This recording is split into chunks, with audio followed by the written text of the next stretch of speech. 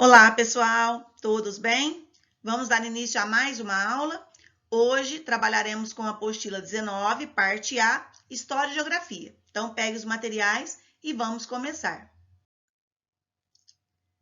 Como é um material novo, uma apostila nova, preencha com o nome da sua escola, o nome do professor ou professora, o seu nome completo e a turma, qual é o seu quinto ano. Na aula de História e Geografia de hoje, nós vamos falar sobre a formação dos povos e vamos falar bastante sobre a formação do povo brasileiro. É uma aula que terá bastante leitura, então eu vou ler todos os textos aqui, vocês me acompanhem aí. E claro, depois vocês terão aquele momento de diálogo com seus professores para tirarem as dúvidas que possam ir aparecendo durante a aula. Muitas palavras que vão aparecer aqui nos textos também talvez vocês desconhecem o significado. Também poderão fazer uma busca aí pelo seu significado e tirar todas as suas dúvidas. Então, acompanhe o texto, a leitura do texto que eu vou fazer por aqui. Antigamente, a oralidade era uma forma de compartilhar conhecimentos. Então, existiam várias lendas da criação do mundo. Vamos ler um trecho de uma lenda indígena sobre a criação do mundo. Nela, Cadu, que era uma criança indígena, lembrava algo que ouviu de sua avó e contava para os seus netos. Olha esse trechinho aqui que diz que a oralidade era uma forma de compartilhar conhecimentos. Por quê, pessoal?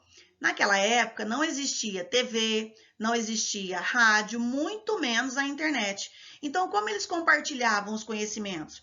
As histórias, as lendas, através da oralidade. E o que é a oralidade? É a fala. Então, eles iam contando de um para o outro. Os mais velhos, por serem pessoas com bastante experiência de vida, pessoas muito sábias, eles é que contavam essas histórias, essas lendas, e isso foi passado de geração em geração, como essa lenda que vamos ler agora. O Cadu, quando era uma criança indígena, ouviu essa lenda dos seus avós e agora ele está contando a mesma lenda para os seus netos. Então vamos ler o trecho dessa lenda? O título dessa lenda é Nhamandu e a Formação do Mundo. Aqui embaixo tem um site da Companhia das Letras que você pode acessar. Se você quiser mais informações sobre essa lenda, você pode acessar esse site e vai encontrar. Então vamos ler o trecho dessa lenda. Normalmente as lendas são grandes, são extensas. Então aqui nós só trouxemos uma parte da lenda, um trecho. No começo do mundo havia uma grande escuridão. Naqueles tempos em que o céu e a terra ainda não existiam. Foi aos poucos que surgiu o primeiro demiurgo, Nhamandu, o nosso pai, aquele que tem ouvidos e olhos melhores do que as pessoas comuns. Ele surgiu sozinho, foi se desdobrando de si mesmo, formou-se ali, no escuro, sem pai nem mãe. Contam que em uma das mãos segurava um bastão e na outra um ramo de flores. Com o bastão, ele formaria a terra, que até então não existia. E com o seu pensamento, fez com que a terra surgisse bem ali, a partir da ponta desse instrumento mágico.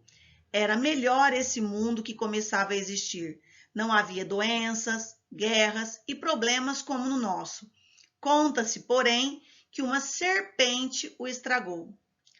Depois que a terra já estava formada, Nhamandu resolveu se recolher no céu profundo. Deixou por aqui os seus auxiliares que deveriam cuidar das pessoas para que não se esquecessem do seu conhecimento. Tupã é um deles, um dos principais. Ele guarda o mar e todas as águas. Tupã deve fazer com que o frescor das águas permaneça no coração dos humanos. Foi assim que o ensino de Nhamandu, naquele tempo em que o mundo ainda era jovem. E aqui nós temos a imagem, né, de uma pessoa contando aí uma lenda para as pessoas mais jovens. Sobre esse trecho da lenda, agora você vai utilizar o seu caderno e vai responder as 3 questões propostas aí na sua apostila. Primeira questão, número 1. Como Cadu aprendeu a lenda que contou para os seus netos? Nós acabamos de ler, né, pessoal? Então, o Cadu era uma criança indígena. E como é que ele aprendeu essa lenda que agora ele está contando, está repassando para os seus netos? Então, escreva aí no seu caderno. Cadu aprendeu a lenda e aí você completa a resposta. Número 2. Sobre o que é a história aprendida por Cadu? Então, esse trecho da lenda que acabamos de ler é a história que o Cadu aprendeu. Mas do que se trata? Então, você pode responder, a história é sobre, e aí você termina de responder. E a número 3. Você conhece alguma história sobre a criação do mundo? Alguma diferente dessa que acabamos de ler? Essa é uma resposta pessoal. Você pode se lembrar aí de algum livro que já tenha lido, ou algum outro texto, ou até mesmo um filme que você tenha assistido e que conte sobre a criação do mundo. Escreva aí no seu caderno para depois poder compartilhar com seus colegas no momento em que o seu professor solicitar. Roda de conversa. Então, agora eu vou ler aqui para vocês e vocês vão poder fazer essa roda de conversa com os seus professores. Roda de conversa significa um diálogo sobre o que estamos estudando. Considerações finais sobre o mito da criação. O mito, a lenda, né? Tudo isso é contado de geração em geração. O mito da criação em diversas culturas expõe a perspectiva delas em relação ao surgimento da existência. Nota-se que tudo é guiado pelo modo de vida que levam ao longo do tempo e como percebem o mundo. Não se afirma o que é certo ou errado, já que se trata de representações pessoais de como tudo surgiu. Mas, de um modo geral, é interessante acompanhar como cada povo se manifesta em relação a esse processo. Isso porque acabamos penetrando na composição cultural de civilizações tão antigas quanto ao próprio questionamento. E aqui mais um site que você pode acessar se quiser. Então, o que disse aqui? Que nós temos vários mitos sobre a criação do mundo, mas que nós não temos certeza absoluta desses mitos, dessa lenda. Cada povo, de acordo com a sua realidade, com a sua época em que viveu, de acordo com a sua cultura, como foi dito aqui, diversas culturas. Cultura é o modo de vida de cada população, são as suas crenças, são as suas, o seu modo de viver. Então, de acordo com cada cultura, de cada povo, de cada região, surgiu um mito da criação, surgiu uma lenda da criação. Mas, como foi dito aqui também, nós não sabemos como tudo aconteceu na realidade, de uma maneira única. Entendendo a história. Então, nós vamos ver agora um pouquinho aí da história. No Brasil, existem muitas histórias de origem indígena, africana ou contadas por imigrantes de vários lugares do mundo. Essas histórias são contadas de geração em geração, e esses saberes eram feitos por meio da oralidade, porque poucas pessoas sabiam ler e escrever, lá nos nossos antepassados. Os povos indígenas mantêm a tradição de aprender com os anciãos. Você já aprendeu com alguém que tenha mais idade que você? Então, quando disse aqui, ó, que os povos indígenas ainda mantêm a tradição de aprender com os anciãos, que são as pessoas mais velhas, por se tratarem de pessoas mais experientes. Então, aqui fez uma perguntinha que você vai poder aí fazer a roda de conversa com os seus professores. Tenho certeza que você já aprendeu alguma coisa com alguma pessoa da sua família que tenha mais idade com você. Então, conte aí para os seus professores, para os seus colegas, durante a roda de conversa que vocês vão fazer.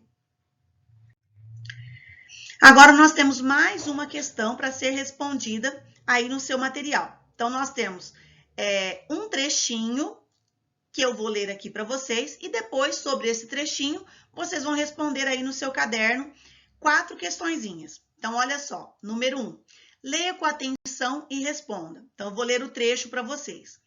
Nas noites de luar, os nossos idosos sempre contam histórias dos conhecimentos que têm, como, por exemplo, fazer colheita, plantio, derrubada de roças e a época certa de tirar madeiras para fazer casas e outras coisas.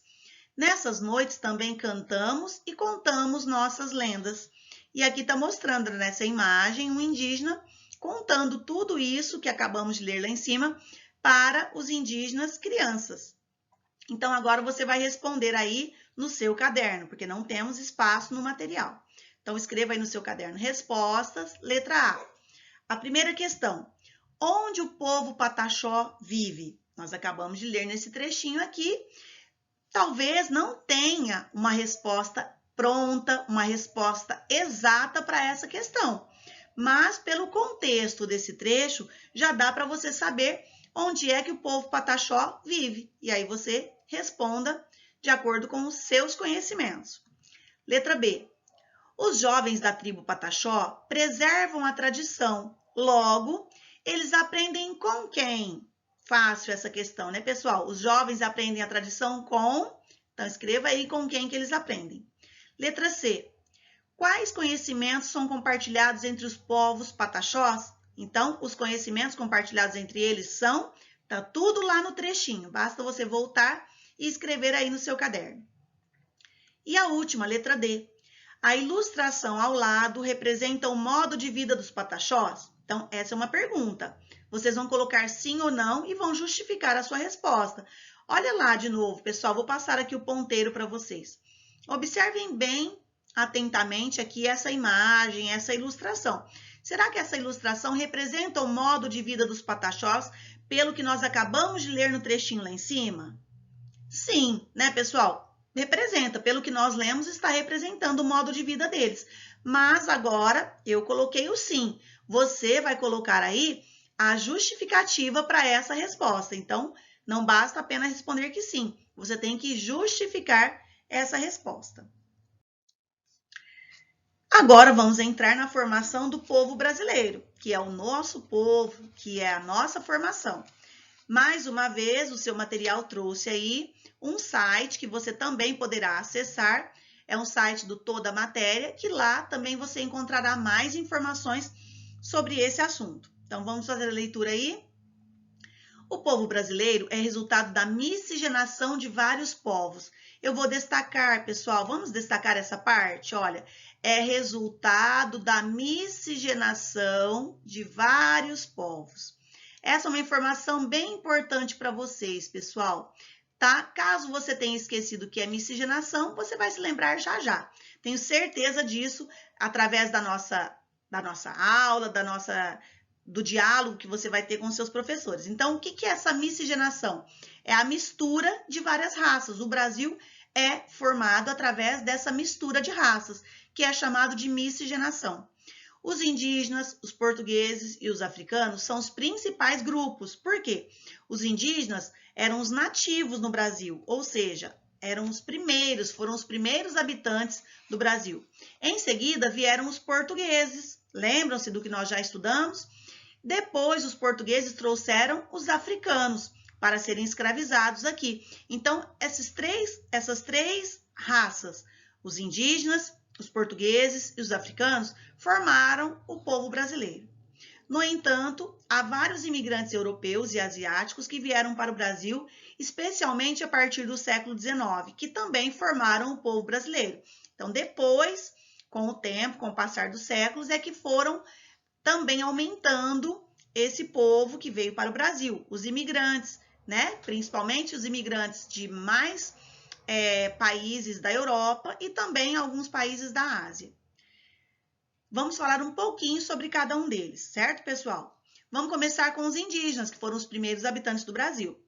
Então, os indígenas e a formação do Brasil. O território que se tornaria o Brasil registra a presença de humanos há 12 mil anos. Os indígenas ocupavam toda a superfície, especialmente o litoral. Não devemos pensar que se trata de um único povo, mas sim de várias tribos indígenas, cada uma com sua língua e costumes. Um dos exemplos mais claros da permanência da cultura indígena no Brasil pode-se comprovar através dos nomes próprios como Itapuã, Piratininga, Pará e etc. Na culinária, destaca-se o uso intensivo da mandioca, planta que havia sido domesticada pelos indígenas e que é um item obrigatório em vários pratos brasileiros. Então, quem aí nunca comeu uma mandioca, né, pessoal? E vocês sabiam que a mandioca nós aprendemos a comer com quem? Com os indígenas. Os indígenas é que começaram aí, dominaram o plantio e a colheita da mandioca e até hoje nós utilizamos esse alimento. Agora nós vamos falar um pouquinho sobre os europeus e a origem do povo brasileiro, começando pelos portugueses. O primeiro grupo europeu a aportar no Brasil foram os portugueses. Estes realizaram as viagens marítimas com vários objetivos. Queriam metais preciosos, terras, expandir o cristianismo e a glória das batalhas. Motivos não faltaram para cruzar o mar-oceano. Os portugueses introduziram novos conceitos de sociedade, economia e religião, muito diferentes aos costumes indígenas. Agora era preciso cultivar produtos em grande escala que pudessem ser vendidos no mercado europeu. Através da crença, vieram as festas, o idioma, latim e português, e uma nova filosofia de vida. Ao invés de vários deuses, agora adorava-se somente uma divindade. O que isso quer dizer, pessoal? Quando os portugueses vieram para cá, eles tiveram que atravessar o oceano, certo? Como foi dito aqui, eles chamavam de mar-oceano. E com isso, eles introduziram aqui novos costumes. Os indígenas viviam de uma maneira, os portugueses viviam de outra maneira. Quando eles chegaram aqui, houve um choque de realidade entre a realidade indígena e a realidade portuguesa. Mas com o tempo, isso foi se misturando, essas culturas, esses costumes foram se misturando e até hoje nós vivemos esses costumes que foram misturados aí ao longo dos séculos. Como foi dito, pessoal, muitos europeus vieram para cá e os portugueses foram os primeiros europeus. Eu trouxe aqui o mapa mundi, que é o mapa do nosso mundo. Você não tem esse mapa aí no seu material, mas por que eu achei importante trazer aqui para vocês? Para vocês se lembrarem que o nosso planeta é formado por continentes. Os continentes são esses pedaços de terra que tem aqui em meio ao oceano. Então, nós temos a América, que é dividida em 3 partes, nós temos a Europa, a Ásia, a África, a Oceania e a Antártica, que é o continente gelado. E esses continentes, alguns ficam distantes uns dos outros, como no caso da Europa e do Brasil. Percebam aqui onde eu estou passando meu ponteiro? Para sair da Europa e chegar até o Brasil, eles tiveram que atravessar o Oceano Atlântico, certo? E trouxeram seus costumes. Como foi dito, vários europeus vieram para o Brasil, mas os primeiros foram os portugueses. Eu não sei também se vocês se lembram que aqui nesse continente Europa, onde eu estou passando o meu ponteiro, é um continente que tem vários países. Portugal é um deles, Espanha, Itália e vários outros que são europeus. Então, toda vez que você ouvir falar dos europeus, você tem que se lembrar que existem vários países europeus. O país Portugal, nós falamos bastante nas aulas de história, por quê? Porque foram os portugueses que chegaram primeiro aqui no nosso país. Então, eu trouxe aqui, ó. Então, os portugueses saíram aqui da Europa e chegaram até a América do Sul.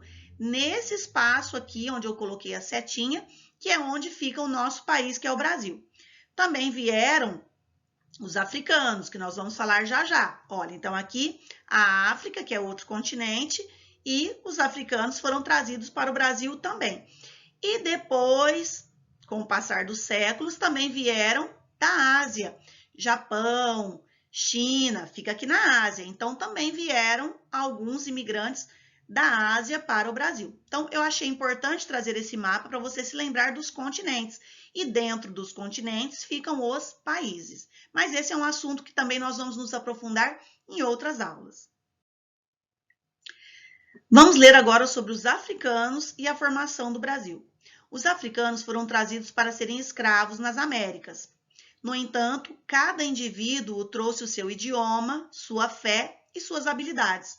Dessa maneira, este saber foi se disseminando tanto nas fazendas onde trabalhavam, como nos quilombos, que eram espaços de liberdade. Os africanos introduziram alimentos como o feijão e o quiabo. Na música, na sua influência, daria a cadência e o ritmo próprio da música popular brasileira. Igualmente, na dança, verificamos que o jeito de mover a cintura foi herdado dos africanos, o que originou uma infinidade de bailes como o maxixe e o samba. Os africanos, com os povos iorubás, os gegés, trouxeram a religião e seus orixás, que foram misturados com a crença cristã. Isso deu origem aos terreiros de candomblé e à umbanda no Brasil. Várias palavras africanas foram incorporadas ao português brasileiro, como quilombo, marimbondo, moleque, farofa, cochichar, quitute e etc. Então, percebam como várias coisas que nós conhecemos, que nós utilizamos, nós aprendemos com os africanos. Como disse aqui, o feijão, que é um alimento tão comum na mesa do brasileiro e foi trazido pelos africanos. A música, as danças, como foi dito aqui, o samba e várias outras coisas. Eu trouxe aqui algumas imagens para vocês, que também não tem no seu material, mas eu só trouxe para mostrar um pouquinho mais. Essa primeira imagem aqui, que está escrito Africanos no Brasil, tenho certeza que você conhece essa imagem que está sendo mostrada aqui. É uma arte marcial, mas também é uma espécie de dança. Será que você se lembra? É a capoeira. A capoeira se tornou tão comum no Brasil e ela foi trazida pelos africanos. Também nós temos aqui a segunda imagem, que está mostrando algumas vendedoras numa praia. E o que elas estão vendendo? Só de olhar aqui você não saberá o nome desses alimentos, mas eu trouxe aqui. É o acarajé e o vatapá, que é tão comum na Bahia, no Nordeste do Brasil. E foi trazido pelos africanos também. E aqui a última imagem tem aqui um samba. Olha só, é um samba. Então, esse samba também nós herdamos, nós aprendemos com os africanos. E é tão comum hoje no Brasil.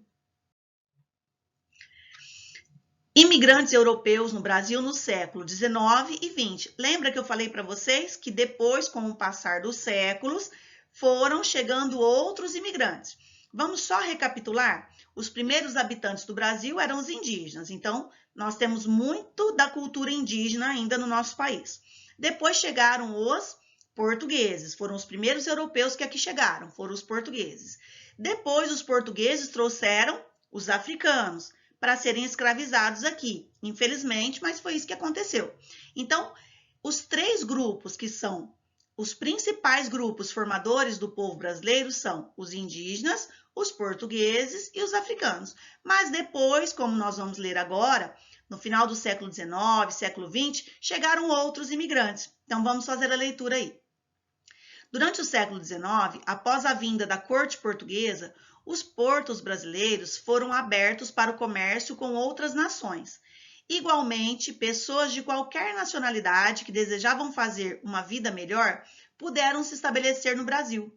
Desta maneira, levas de italianos, alemães, suíços, poloneses, espanhóis e árabes de diversas procedências vieram para o Brasil.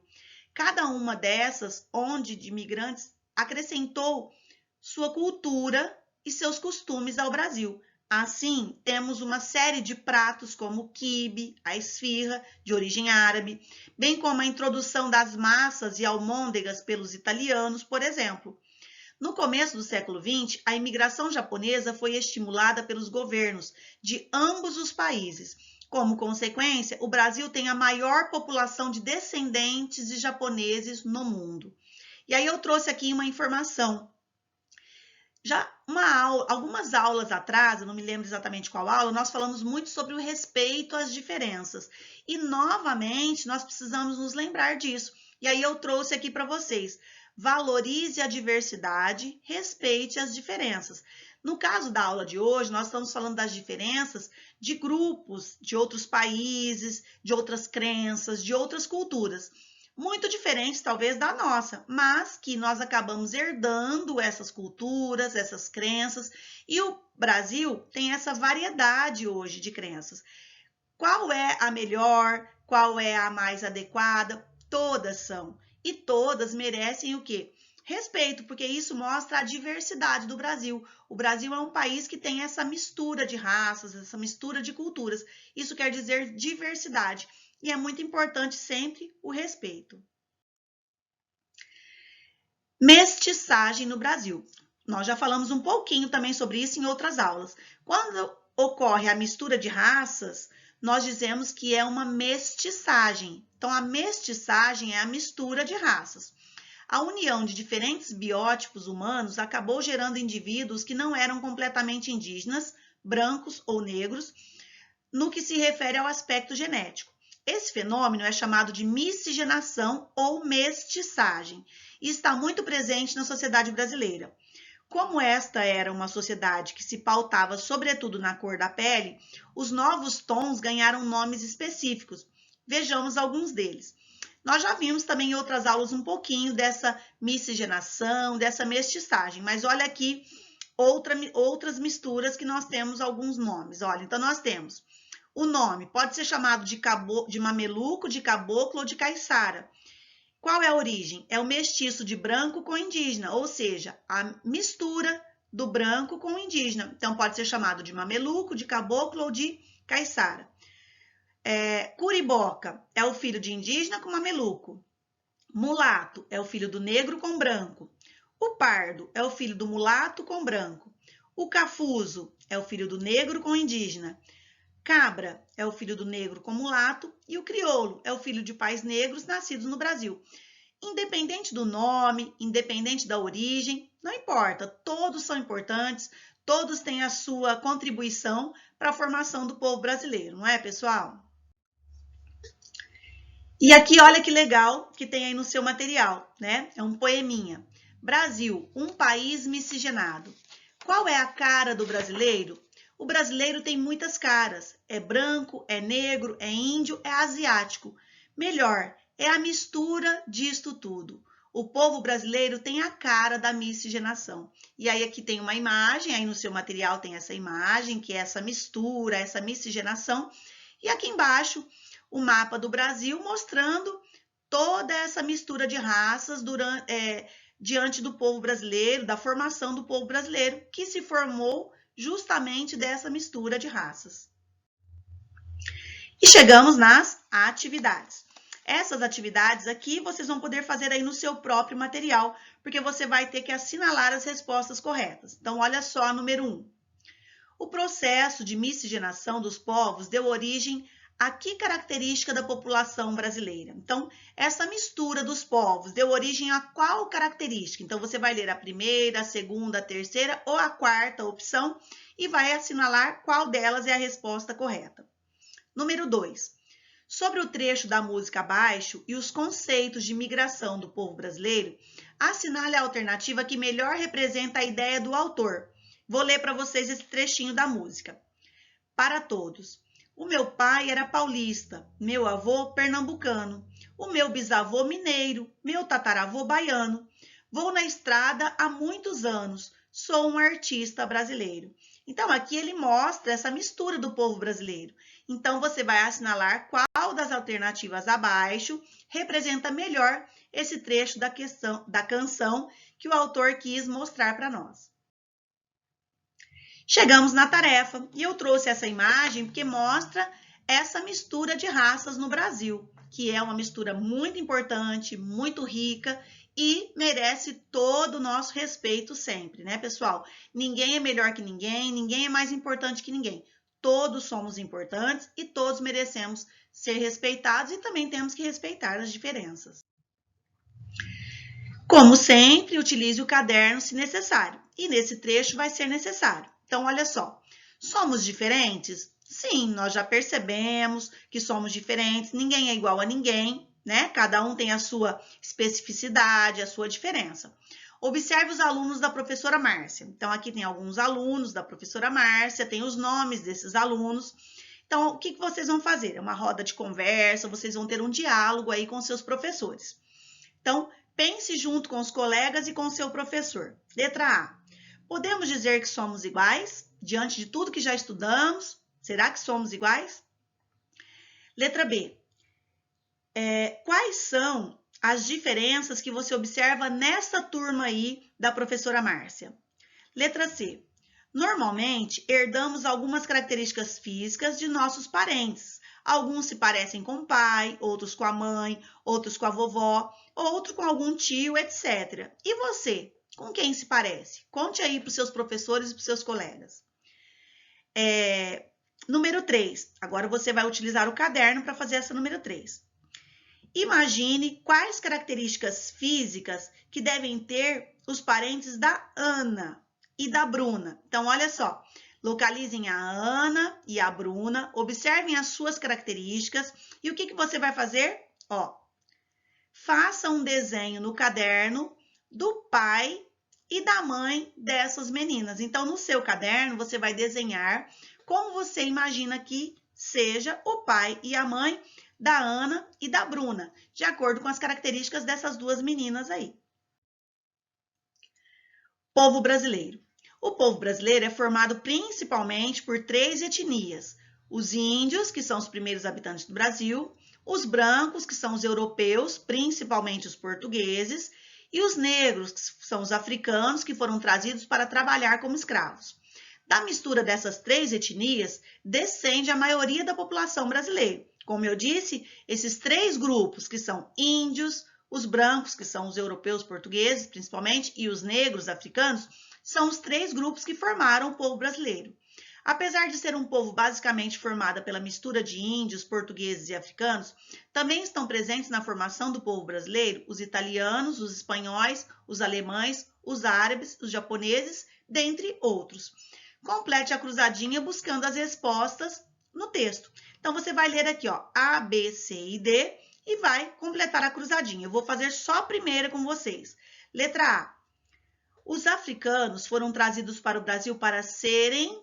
Fácil essa resposta. É uma resposta até muito triste pela história que nós já conhecemos dos escravizados. Mas eles foram trazidos para serem escravos aqui no Brasil. Agora você complemente as outras partes aí dessa cruzadinha. Em casa, parte 2, utilize o caderno se necessário. Aqui não vai precisar. Você vai colocar verdadeiro ou falso em cada frase. Eu vou ler só a primeira e vou fazer com vocês. Letra A.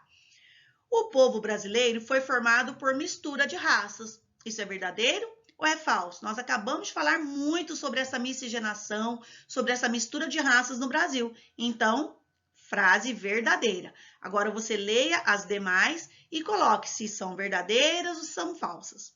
Número 2.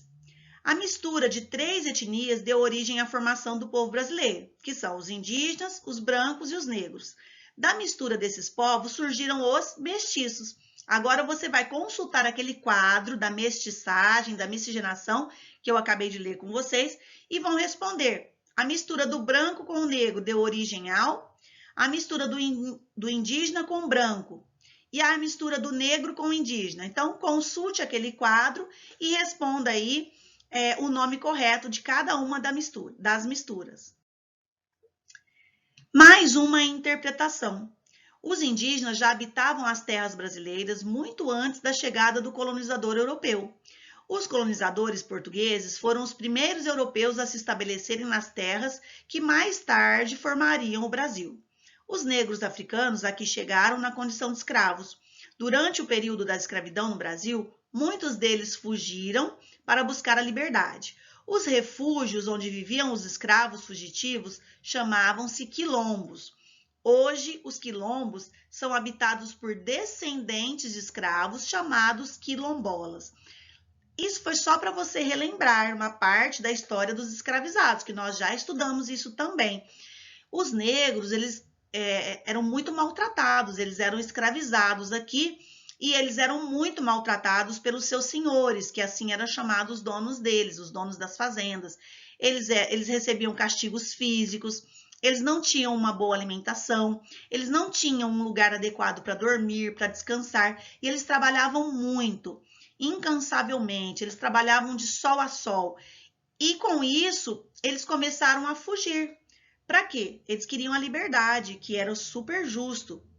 Mas os seus donos não davam essa liberdade para eles. O que eles começaram a fazer, então? Eles fugiam para o meio do mato, em locais bem distantes, em locais bem escondidos, e eles formavam umas comunidades, começavam a plantar para sobreviver, formavam ali as suas moradias, e isso era chamado de quilombo. Então, eles davam um jeito de fugir, formavam esses quilombos, e aos poucos eles iam avisando outros escravizados para que também conseguissem fugir e fossem para esses locais e pudessem viver em liberdade. Claro, não era tão fácil assim, era muito difícil, muitos quilombos foram destruídos porque foram encontrados pelos fazendeiros e foram destruídos, mas isso é uma questão que vamos continuar em outras aulas. E agora, atualmente, não existem mais essa necessidade dos quilombos. Felizmente, existe a Lei Áurea, que foi a lei que acabou com a escravidão. Então, desde 1888, os negros foram libertos. Mas ainda existem essas comunidades, que hoje são chamadas de comunidades quilombolas. Quem é que vive nessas comunidades quilombolas? Os descendentes, né? Então, nós temos lá as pessoas que os seus antepassados eram escravos, eram escravizados. E eles vivem até hoje nessas comunidades chamadas de comunidades quilombolas. Então, agora você vai responder. Número 1, defina quilombolas. Defina é explicar o que são os quilombolas. Eu acabei de dar uma explicação aí para vocês. Número 2. Então, olha, quilombolas são... Agora sim o 2. Os primeiros habitantes das terras brasileiras foram os indígenas?